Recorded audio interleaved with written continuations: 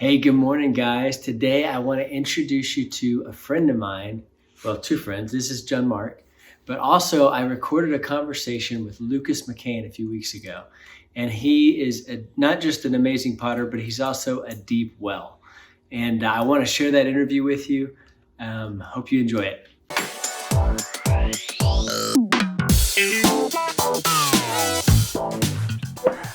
I want to talk about some of these. Where do we start?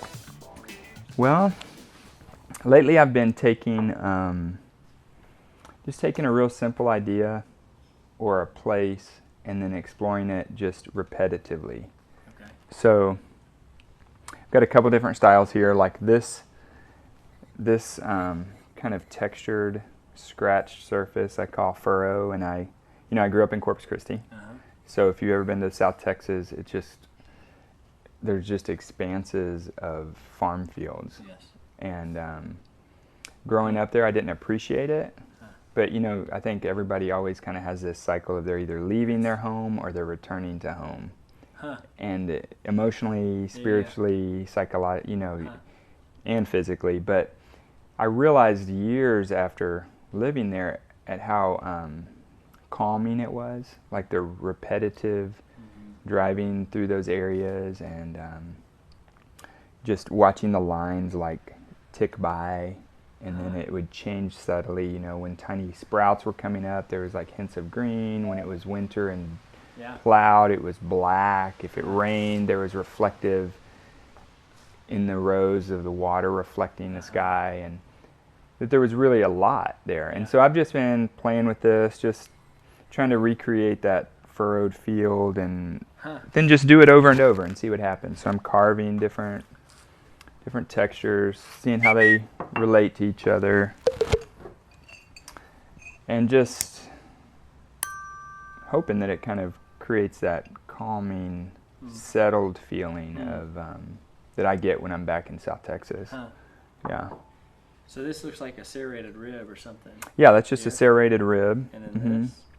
Those are my new favorite carving tools. Those are XIEM, Zeem. Let's see if I've got one. Yeah, these Zeem. Love these things. Different shapes.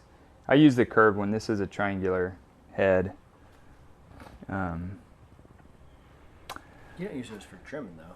No, just for carving. Yeah, they're just really sharp and give you a nice line. Wow. Cool. I didn't know that, but I totally get it about the landscape, and I love the leaving home or returning home. I felt that, especially the past couple of years. The beauty of Texas that I didn't see before. Yeah, you miss it. Yeah. And then, I've come to appreciate it. So I think there's something, too, pretty deep in, like, if you grew up in a place for say your whole childhood, you can't quite put your finger on it, but you can't. It's with you forever. Yeah, the attachment to the land, the attachment to the geography is with you. So we have family moving to East Tennessee, and it's beautiful, it's green, and we love it every time we go, but when we come back, there's something, like I would have a hard time moving. But some people are less attached than others, but for me, it's a big deal. Yeah. Cool. So we've got that. This is a pattern I've been working on for years too, and it's just we like have some of those. You do at your house.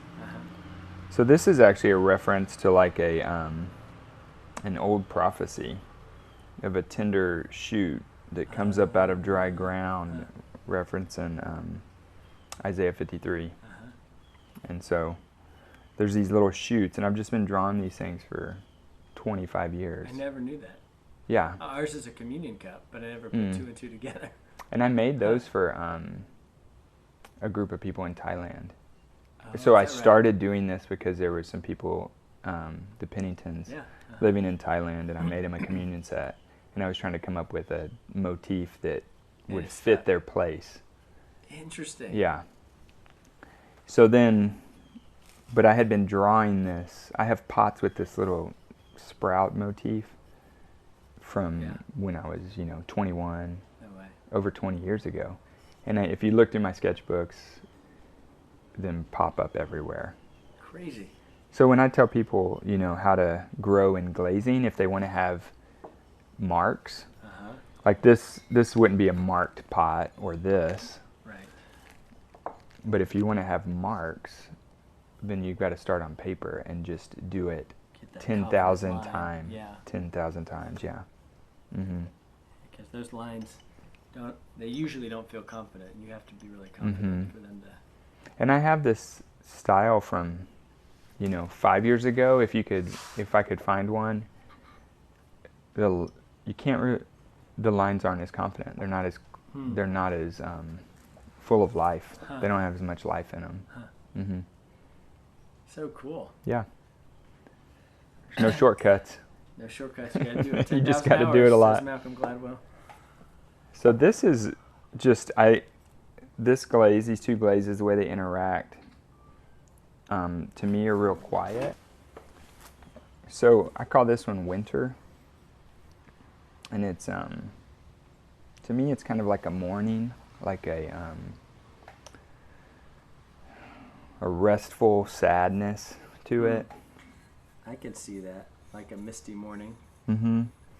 And like a morning, like after a funeral, just to be able to rest in a quiet place of still melancholy or still sadness, I think it came out of a time when we were, as a family, were kind of just sad, yeah.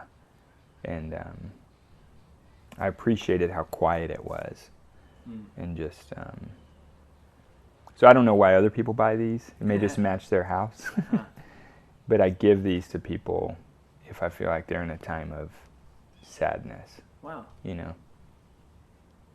So who knows? But But imagery affects me. So colors and imagery affect me and speak to me. So.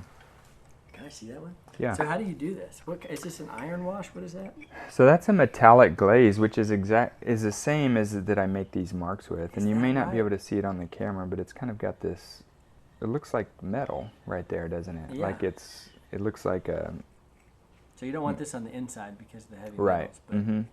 Yeah. So it's got a lot of manganese and cobalt. Is this all your liner glaze on the outside too? For this one? Yeah. So this is just a white glaze. It's actually the same. That white is the same glaze that goes onto this, just with the contrasting dark clay. Yeah. Where do you get that white? Do you make this white up? So this white I found online and I mixed it. Yeah. Okay. It's called. Is this one of the coyotes? No. I think I found it on. I can't remember what site, but there's a lady that does a lot of testing. I think her name is Alissa Clausen, Elisa or Alissa. And so that's called White Bird. It's White a cone Bird. 6, yeah. It fits the clay body so nice. There's no. Yeah, there's a few. Sometimes it'll crackle on me if I get it too thick, but I'll just live with it. Sometimes it'll get like a little crackly pattern when you drink coffee out of the, like this is the same liner. It has a smooth feel. This is not a sad morning, but this feels kind of like one of these mornings. Yeah. Right here. The gray, drippy, rainy. Well, cool, man. It's a good day to make pots. A day like this. Yes, it is. It's stuck in here.